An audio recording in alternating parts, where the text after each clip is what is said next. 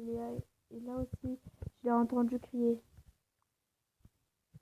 Tout est possible, mais on en discutera quand on se revoit. Tu seras en sécurité, chère Mira. Mais comment il parle? C'est mieux comment il parle. Il parle comme dans l'ancien temps, mais même. Peu de temps après, je suis tombée dans un sommeil sans rêve. Enfin, en fait, il aurait dû le dire à sa mère. Voilà. Oui, ta gueule. 10 heures.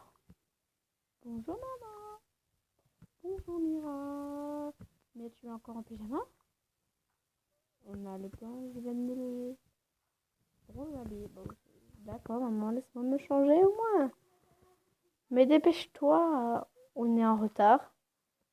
David nous attend. Pourquoi tu préviens?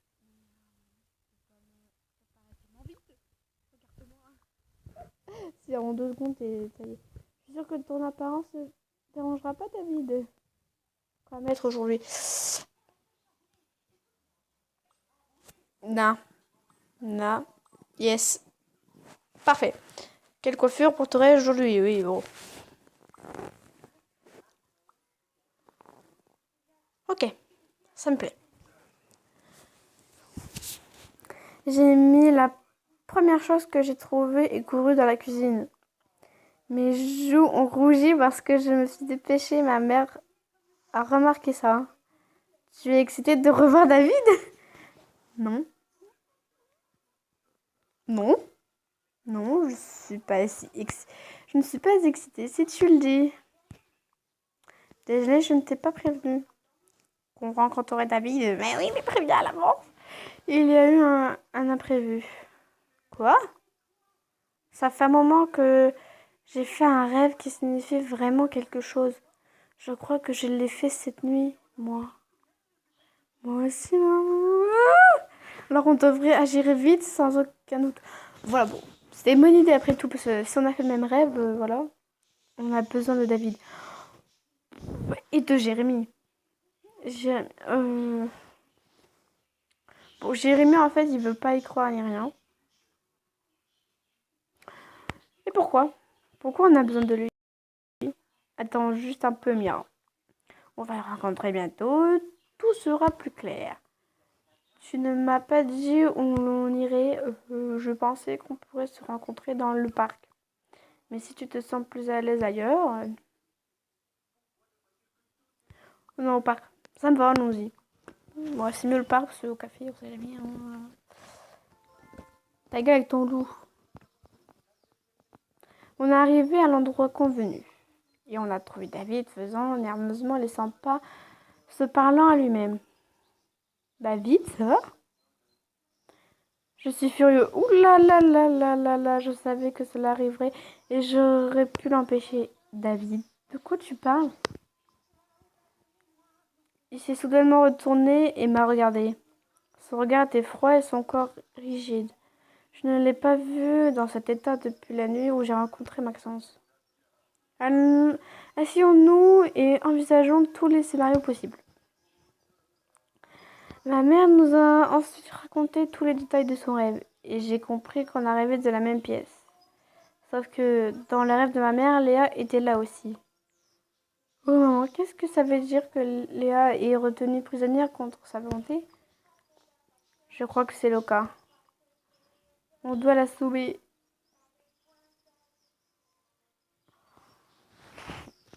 Pourquoi tu dis tout le temps pourquoi? Non.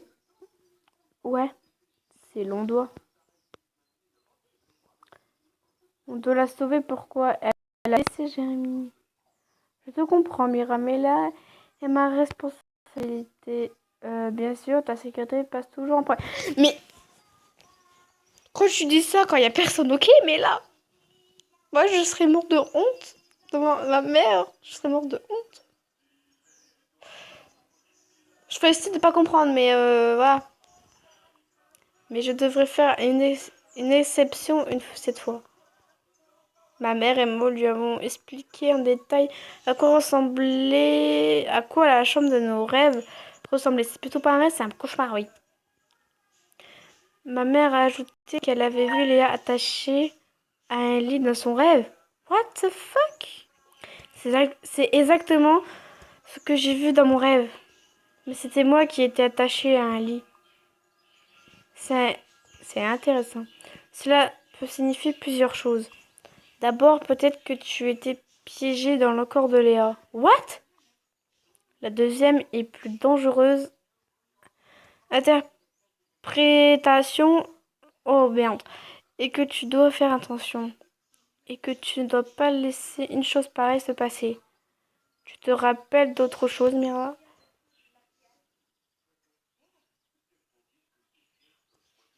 Je me souviens du collier. Dans mon rêve, je portais le collier. Il brillait, cela signifiait que le livre des sangs n'était pas loin. C'est ça. On doit faire attention. Il n'est pas nécessaire que le rêve ait un sens littéral. Cela veut dire que si j'étais attachée au lit dans mon rêve et Léa dans celui de ma mère, ouais, cela signifie que soit Léa est prise au piège ou il est possible que tu sois prise au piège. On ne peut pas prendre le risque. Catherine, je sais, on devrait y aller, David. Mais je veux aider aussi, mais c'est trop dangereux, il n'y aura pas de discussion. M'en fous, on va te suivre. 2 contre 1. Ils ne veulent pas que j'y aille, mais cela ne veut pas dire que je ne peux pas aider.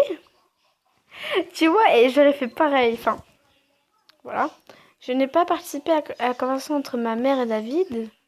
J'ai regardé attentivement ce qu'il faisait et essayé de mémoriser tous les détails. Ma mère a répandu la carte de notre ville et a pris un fil à plomb de sa poche. Putain, elle c'est Mary Poppins dans sa poche. Elle a fermé les yeux et murmuré quelque chose que je ne pouvais pas entendre. Elle m'a donné sa main et a dit « Mira, c'est ton tour. Prends le fil de plomb et répète après moi. Pense à ton rêve. » What? Dans le parc? Vous êtes sûr? Moi, j'aurais fait ça chez eux. Dans le parc. J'ai fait tout ce que ma mère m'a demandé et au même moment, à peu près. La pointe du fil a touché la table et a montré le bois près de la ville. Extraordinaire au premier essai. C'est ma fille. T'attendais-tu moins d'elle, David? Qu'est-ce que je viens de trouver? Oui, j'ai pas tous les éléments pour comprendre là. L'endroit de ton rêve et de celui de ta mère. Peu de temps après, on s'est séparés. Ah. Tout ce temps, Jamie était près de nous et regardait ce qu'on faisait. Cependant, personne ne l'a remarqué. Oh merde! Oh merde! Chérie, je voudrais que tu saches que je suis très contente de ton progrès, putain. Jérémy était là. Merci maman. J'essaie de lire tous les livres que tu m'as recommandés. Ta pauvre Jérémy. Ils sont si amusants. Bonne sorcière, oui. Tu es arrivé à la partie avec des sorts de défense. Oui, j'ai réussi à soulever ma chaussure et à la jeter par la fenêtre. Pardon, on m'a appelé hein, pour rien en plus. Donc, on reprend. C'est à cause de cette personne. Voilà, j'ai manqué un putain de dialogue. Oh non, j'ai oublié de le reprendre après. Donc, je sais même pas de quoi on parle. Ah, je suis contente que tu t'amuses, mais tu dois devenir sérieuse. Les choses peuvent devenir vraiment dangereuses. C'est pourquoi nous allons préparer plus de potions pour ton défense, pour ta défense, maman, ta défense, pas ton défense. Sinon voilà, hein. J'ai hâte, pas moi. On a rencontré Jérémy devant notre porte. Il nous attendait. Salut Jérémy. Entre, je vais te faire de la limonade. Bonjour, non merci, je ne reste pas longtemps. D'accord, je vous laisse. Où étais-tu, Mira?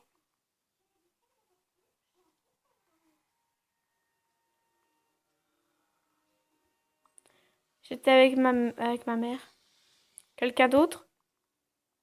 Tu nous as suivis? Je m'inquiétais pour toi, Mira. Tu me coupais. Oh, bah ouais, bah. Merde! Merde! Attendez, il y a un truc qui est tombé. Voilà, hop. Mais non, au pire, là, je sais pas si tu n'as pas compris. Mais je ne pense pas, en fait. Mais tu as toujours autre chose à faire. Je ne sais plus quoi penser. Désolée, Jérémy, mais il y a des choses qui sont plus importantes que nous deux. Ah non, mais il y a rien de plus important qu'une relation, hein. On dirait que c'est moi dans l'histoire, mais y a- on dirait que c'est moi qui lui réponds carrément à la meuf, mais non. Y a pas plus important que ça. Enfin, voilà, mais y a pas plus important que ça, merde. Bon, je l'ai laissé sans dire au revoir et j'ai couru dans la maison. Il était là, à un certain moment, regardait vers ma fenêtre. Et ensuite, il est parti, la tête baissée. Oh non, il fait trop de peine. Oh mais non, non, je vous jure, il me fait trop de la peine. Oh non. J'espérais que mon attitude le tiendrait à l'écart de tous les problèmes. Mais c'était la... Mais cela l'a touché d'une manière complètement différente. Oh non, mais non. Non, mais non. Je suis restée éveillée et j'attendais le moment où ma mère quitterait sa chambre. Je faisais exactement ce qu'elle m'avait demandé de faire. J'écoutais ma voix intérieure. Mon intuition me disait que ma mère et David allaient trouver Maxence cette nuit-là. Exactement comme il voulait que ça arrive. Ils allaient tomber dans un piège. Quoi mettre? Mais il n'y a pas d'autre. Avant, il y avait une toute noire. Parfait. Bah, celle-ci parce que comme ça va être assez dangereux, hein, on va dire ça. Comme ça, c'est mieux d'avoir une queue parce qu'après ça va être gêné. Enfin, dans la vraie vie, c'est comme ça. J'ai jeté un coup d'œil par la fenêtre et j'ai vu ma mère parler au téléphone. Elle appelle David probablement. Je lui disais de ne pas s'inquiéter parce que je suis endormie. Comment peut-elle être sûre à ce propos si elle n'est pas venue me voir? C'est la première chose déjà qu'on fait pour être sûr qu'elle dort. Bon, même, je suis sûre qu'elle aurait fait semblant de dormir, hein, voilà. Je me suis souvenu que ma mère m'avait apporté une tasse de lait à boire avant de me coucher. Mais j'étais tellement distraite que j'ai oublié de la prendre. On s'en fout. Ma mère a essayé de me faire dormir en mettant quelque chose dans mon lait. Bien joué, maman, mais ça n'a pas marché. Je veux être là et regarder Maxence disparaître de la surface de la Terre. Oh, elle devient violente. J'ai mis quelques potions d'autodéfense dans mon sac à dos. Et t'as toujours un sac à dos, mais invisible. Comment tu fais? T'es Dora l'exploratrice. Celle que j'avais préparée grâce au livre de ma mère. J'ai appris par cœur tous les sorts qui me pourraient être utiles dans le combat contre les vampires. Je suis prête. J'ai couru hors de la maison et je suis entrée dans un taxi qui attendait derrière le coin. J'ai montré l'endroit au chauffeur et il a hoché la tête. Qui sait comment tout se serait passé si je n'avais pas été là? Oula, mais ça ne sert à rien de penser à cela maintenant. Qu'est-ce qui va se passer? Et ben nous, on verra ça plus tard, hein. Oui, je suis bien, voilà. Surtout dans la partie 3.